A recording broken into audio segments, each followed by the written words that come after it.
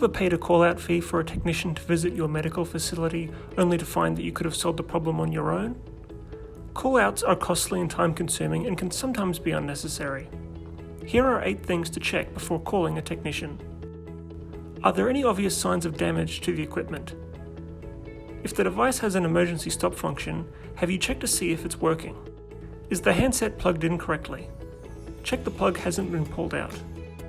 Make sure all cables are connected correctly. Is the equipment charging? As a built-in safety feature, equipment will often not function while charging. Does the charge light come on when the charger is connected? If the equipment has a removable battery, check the battery is slotted in correctly. If your product has a removable battery, do you have another battery on hand that you can try and use instead? Have you checked which functions are not working? For example, a hoist that goes up but not down.